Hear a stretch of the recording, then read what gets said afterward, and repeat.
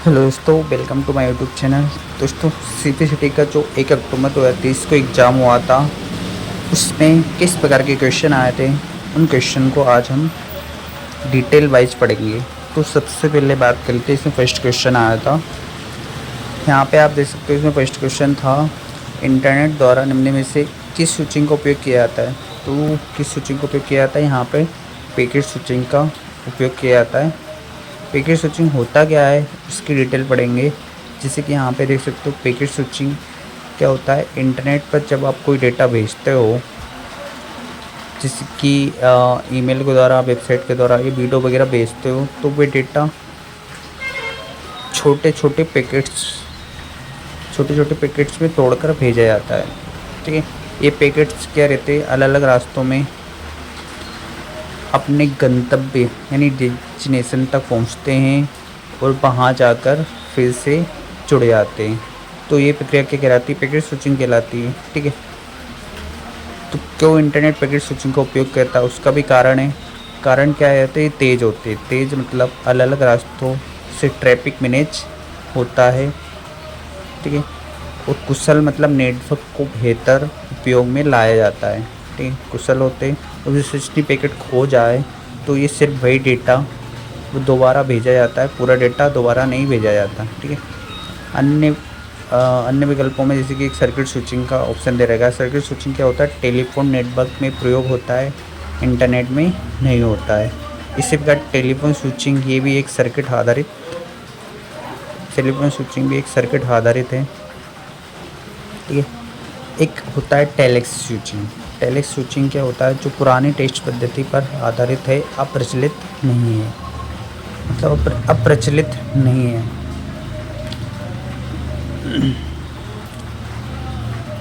ठीक है, next question देखते हैं। उसमें नेक्स्ट क्वेश्चन किस प्रकार का आया था, यहाँ पे देख सकते हो, निम्न में से कौन सा एक ग्राफिकल पैकेज होता है। ग्राफिकल पैकेज है कोराड्रा। ठीक है, कोराड्रा के अतिरिक्त कई सारे ग्राफिकल पैकेज होते हैं, जैसे कि यहाँ पे आप देख सकते हो, ग्राफिकल पैकेज के अलावा इसमें होता है एडोब फोटोशॉप, जो कि एक पॉपुलर ग्राफिकल पैकेज और फोटो एडिटिंग में यूज होता है, जो कि आज भी यूज हो रहा है। कोराड्रा भी एक वेक्टर ग्राफिक्स डिजाइन में यूज होता है। इस प्रकार एमएस पेंट होता है, जो बेसिक ग्राफिकल टूल है जो।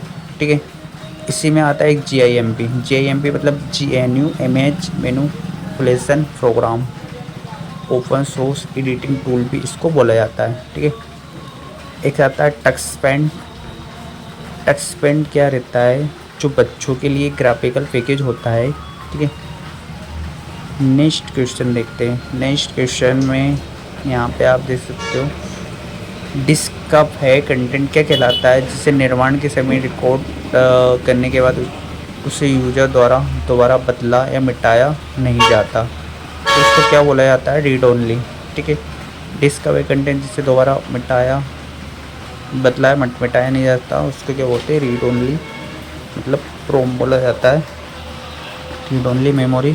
यहाँ पे देख सकते हो आप, इसको क्या बोला जाता है, रोम रीड ओनली मेमोरी। CD रोम भी, जो CD रोम आता है, यदि आप डिस्क की बात करें तो जैसे कि CD DVD,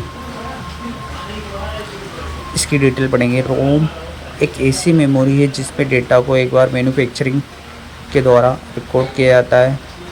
यूजर इस डेटा को केवल पढ़ सकते हैं, उसे मिटा या संशोधित नहीं कर सकते। यदि डिस्क की बात हो रही है, जैसे कि CD या DVD हो, तो CD रैम और CD रोम वे डिस्क होती है जिनमें डेटा पहले से लिखा होता है, जिसे यूजर बाद में बदल नहीं सकते। ठीक है, तो CD रोम को compact disc read only memory भी बोलते हैं।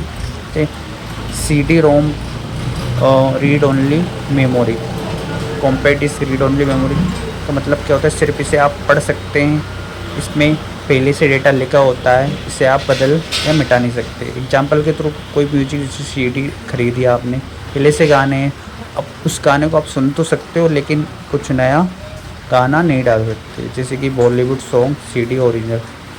इसी प्रकार होता है CDR रिकॉर्डेबल,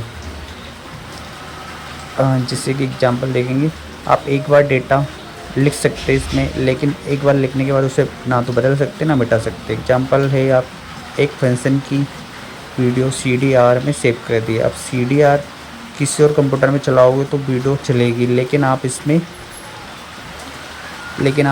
कुछ जोड़ तोड़ नहीं सकते, जैसे कि मेरी जब वीडियो या फाइनल कॉपी, ठीक है। एक होता है CDRW। CDRW होता है रीडाइटेबल, ठीक है। मतलब एक डिस्क में बार बार डेटा लिखा जा सकता है, जब चाहो पुराना डेटा मिटाकर नया डेटा डाल सकते हो। तो ये रीराइटेबल मेमोरी होती है, बिल्कुल पेन ड्राइव की तरह यूज होता है, ठीक है। इसके एग्जांपल देखेंगे, आपने प्रोजेक्ट की फाइल RW में CDRW में सेव कर दी, फिर आप उस प्रोजेक्ट को अपडेट हुआ, आपने पुरानी फाइलें मिटाई और नई डाल दी, जैसे कि माय कॉलेज प्रोजेक्ट यानी वर्जन 1 2 3। अब इस पर तुलना देखेंगे। तुलना क्या है, जैसे कि CD-ROM है, पहले से लिखा होता है इसमें, और गानों की ओरिजिनल CD होती है। एग्जाम्पल CDR में सिर्फ एक बार आप लिख सकते हो, ठीक है। CDR में एक बार लिख सकते हो, जैसे कि शादी की फाइनल वीडियो। एक होता है CDRW, इसमें आप डेटा कई बार लिख सकते हो। प्रोजेक्ट वर्क और रोज अपडेट, ठीक है। तो ये रहता है कॉम्पैक्ट डिस्क रीडाइटेबल मेमोरी, ठीक है। अब नेक्स्ट क्वेश्चन है, इसमें नेक्स्ट क्वेश्चन आ रहा है यहाँ पे, तो ये क्वेश्चन इसमें कवर हो गया। इसके बाद का नेक्स्ट क्वेश्चन देखते हैं, वर्चुअल मेमोरी। वर्चुअल मेमोरी क्या है? हार्ड डिस्क पर मौजूद एक मेमोरी जिसका उपयोग CPU आवधिक रैम के रूप में उपयोग करता है। वर्चुअल मेमोरी क्या होती है, इसकी डिटेल पढ़ेंगे। जैसे कि यहाँ पे देख सकते हो, वर्चुअल मेमोरी कंप्यूटर की एक तकनीक है जो रैम कम पड़ने पर हार्ड डिस्क में एक हिस्से को अस्थायी रैम की तरह इस्तेमाल करती है। वर्चुअल मेमोरी क्या होती है? एक तकनीक होती है जो रैम बनने में, आसान शब्दों में, जब आप कंप्यूटर में एक साथ बहुत सारे प्रोग्राम चल रहे होते हैं तो रैम पूरी तरह भर जाती है। तब कंप्यूटर क्या करता है, हार्ड डिस्क में थोड़ी सी जगह लेता है, उसे इस्तेमाल करता है, फिर वह रैम हो, यही जगह वर्चुअल मेमोरी कहलाती है। जैसे एग्जाम्पल देखेंगे यहाँ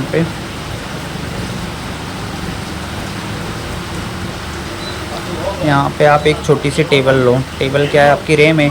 आप उस पर किताबें यानी प्रोग्राम रख कर पढ़ते हो, तो एक समय बहुत सारी किताबें आ गई तो टेबल पर जगह नहीं बची। किताब रख के मान के चलिए एक समय पर सब बहुत सारी किताबें आ गई, ठीक है। तो किताबें आने पर टेबल पर जगह नहीं बचेगी। जगह नहीं बची तब आप क्या करो, कुछ किताबें ज़मीन पर रख देते हो।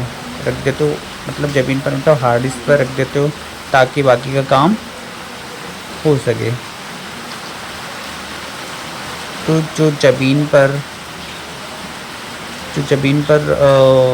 रखी किताबें हैं वो वर्चुअल मेमोरी की तरह काम करती है। ये थोड़ी धीमी ज़रूर होती है लेकिन काम चल जाता है। तकनीकी रूप में बात करें तो वर्चुअल मेमोरी हार्ड डिस्क का एक हिस्सा यानी पेज फाइल या स्वेप फाइल के रूप में भी रिजर्व होती है, ठीक है। ये सिस्टम ऑपरेटिंग सिस्टम के द्वारा कंट्रोल किया जाता है, ठीक है। विशेषताएं देखें तो काम यानी रैम की कमी होने पर सहायक होती है। स्थान यानी हार्ड डिस्क का एक हिस्सा होता है। और गति की बात करें तो रैम से धीमी गति होती है।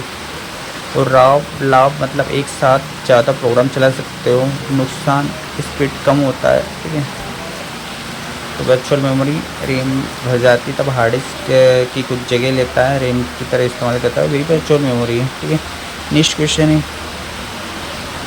क्वेश्चन यहाँ पे दे रखा है, ओपन ऑफिस राइटर क्या होता है? तो फील्ड को अध्ययन करने के लिए निम्न में से किस टैब का उपयोग किया जाता है? तो ओपन ऑफिस राइटर में इंसर्ट टैब होता है। इंसर्ट टैब का उपयोग किया जाता है। ये इंसर्ट टैब, जैसे कि यहाँ पे आप इसका पिक देख सकते हो, यहाँ पे देख सकते हो इंसर्ट टैब के अंदर आता है ये फील्ड का ऑप्शन, ठीक है, ओपन ऑफिस राइटर में। तो इसमें आपको इंसर्ट पर क्लिक करना है, फील्ड के अंदर आपको date, time and page number आपको देखने को मिलेगा, ठीक है। नेक्स्ट क्वेश्चन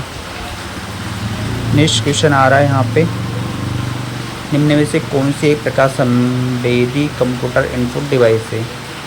तो यहाँ पे आप देख सकते हो इनपुट डिवाइस है प्रकाश संवेदी लाइट पेन। ठीक है, लाइट पेन होता क्या है उसकी डिटेल पढ़ेंगे। जैसे कि लाइट पेन एक प्रकाश संवेदी इनपुट डिवाइस है जो कंप्यूटर स्क्रीन विशेषकर CRT मॉनिटर पर सीधे इनपुट की तरह इस्तेमाल होती है। ठीक है, ये होती है लाइट पेन। इसकी विशेषताएं देखें तो ये एक ऐसा पेन डिवाइस है जिस प्रकाश संवेदन करने वाला सेंसर लगा होता है। इसे आप टच स्क्रीन पर टच किया जाता है, रोशनी के आधार पर कंप्यूटर को संकेत देता है किस स्थान पर क्लिक या ड्रॉ किया जाता है। ठीक है, अन्य विकल्प जैसे कि MICR होता है एक मैग्नेटिक इंक कैरेक्टर रिकॉग्निशन। ठीक है, जो बैंकों में चेक पढ़ने में यूज होता है। एक होता है लाइट पेन जो आप पढ़ ही रहे हो, लाइट पेन का स्क्रीन पर इनपुट देने में वाला प्रकाश संवेदी पेन होता है। एक होता है स्कैनर जो कि डॉक्यूमेंट और इमेज को डिजिटल बनाने में स्कैन यूज होता है। आंशिक रूप से प्रकाश का उपयोग करता है लेकिन ये सेंसिंग टाइप नहीं होता है। ठीक है, एक आता है OMCR जो कि ऑप्टिकल मार्क रिकॉग्निशन होता है। जो एग्ज़ाम की कॉपी वगैरह होती है ना, उत्तर पुस्तिका की गोलों को पहचानने में जैसे OMR सीट होती है। ठीक है, तो उनको जांचने में ये इसका यूज होता है। ठीक है, अब बात कर लेते हैं नेक्स्ट क्वेश्चन की। नेक्स्ट क्वेश्चन है यहाँ पे, निम्न में से क्या गतिशील स्थिर चित्रों को पूर्णतः डिजिटाइज कर सकता है। तो इसका राइट आंसर है डिजिटल कैमरा। गतिशील व स्थिर चित्रों को डिजिटाइज कौन करता है? Digital camera. ये एक इनपुट डिवाइस है जो स्थिर चित्र यानी फ़ोटोज और गतिशील चित्र को कैप्चर करता है। ये दोनों डिजिटली फॉर्म में बदल देता है ताकि कंप्यूटर उन्हें समझ सके और प्रोसेस कर सके। इसलिए गतिशील और स्थिर दोनों प्रकार के चित्रों को पूर्णतः डिजिटाइज करने में सक्षम है। अन्य विकल्प यहाँ पे दे रखा है, जैसे कि एक प्लॉटर है। प्लॉटर क्या है? एक आउटपुट डिवाइस है, बड़े आकर के प्रिंटिंग में इसका यूज होता है।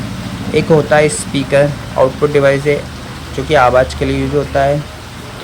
एक आता है माइक्रोफोन। माइक्रोफोन क्या है? इनपुट डिवाइस है लेकिन ये आवाज़ के लिए यूज होता है। एक आता है डिजिटल कैमरा, इनपुट डिवाइस चित्रों और वीडियो को डिजिटल बनाने में इसका यूज होता है। ठीक है, नेक्स्ट क्वेश्चन देखते हैं। नेक्स्ट क्वेश्चन यहाँ पे देख सकते हो, MS एक्सेल में निम्न में से कौन सा फंक्शन डेटाबेस में भरे हुए डेटाबेस यानी नॉन ब्लैंक सेल की गणना करता है? ये था काउंटा फंक्शन। काउंटा फंक्शन मतलब ये नॉन ब्लैंक सेल की गणना नहीं करता। ठीक है, जैसे कि ब्लैंक सेल की गणना नहीं करता, मतलब जो भी ब्लैंक सेल रहता है ना उसको काउंट नहीं करता। ये रहता है काउंटर फंक्शन। इसके लिए एक्सेल ओपन करेंगे यहाँ पे, जैसे कि फॉर्मूला लगा के देखते हैं हम। यहाँ से एक्सेल ओपन किया, जैसे कि ये फाइल ली मैंने। ठीक है, अब यहाँ से जैसे कि एक सेल ब्लैंक कर देते हैं, इसके अंदर ये सेल लिया मैंने, इसको ब्लैंक कर दिया। अब यहाँ पे नीचे एक फार्मूला लगाना है।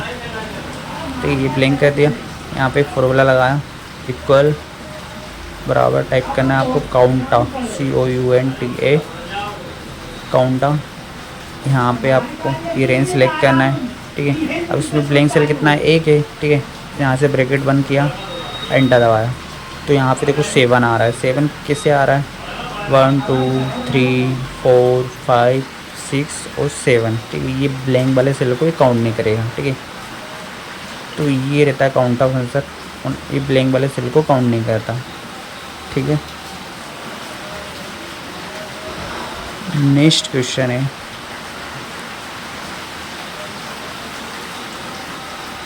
निम्न में से एक्सप्रेशन कार्ड कौन सा एक्सप्रेशन कार्ड है जो आउटपुट इमोजी की फीड को किसी डिस्प्ले यानी मॉनिटर पर प्रदर्शित करता है? तो वो होता है आपका वीडियो कार्ड। ठीक है, एक्सप्रेशन कार्ड क्या है? Video card. वीडियो कार्ड होता क्या है, इसे ग्राफिक्स कार्ड या जीपीयू ग्राफिक्स प्रोसेसिंग यूनिट भी कहा जाता है। ये एक एक्सप्रेशन कार्ड होता है जो कंप्यूटर में जोड़ा जाता है। इसमें वीडियो ग्राफिक्स को प्रोसेस करता है और उन्हें डिस्प्ले यानी डिवाइस जैसे मॉनिटर पर दिखाता है। तो वीडियो कार्ड होता है, इसका कार्य क्या है, वीडियो कार्ड कंप्यूटर से मिलने वाले इमेज व वीडियो की जानकारी को मॉनिटर के लिए दृश्य यानी विजुअल रूप में दर्शाता है। अन्य विकल्प देखें तो साउंड कार्ड होता है ऑडियो प्रोसेसिंग के लिए, वीडियो कार्ड होता है इमेज व वीडियो प्रोसेसिंग के लिए, वीडियो आउटपुट के लिए, नेटवर्क कार्ड यानी एनआईसी नेटवर्क को कनेक्ट करने के लिए, पर्सनल कंप्यूटर यानी पीसी कार्ड एक सामान्य शब्द यानी विशेष कार्ड नहीं होता।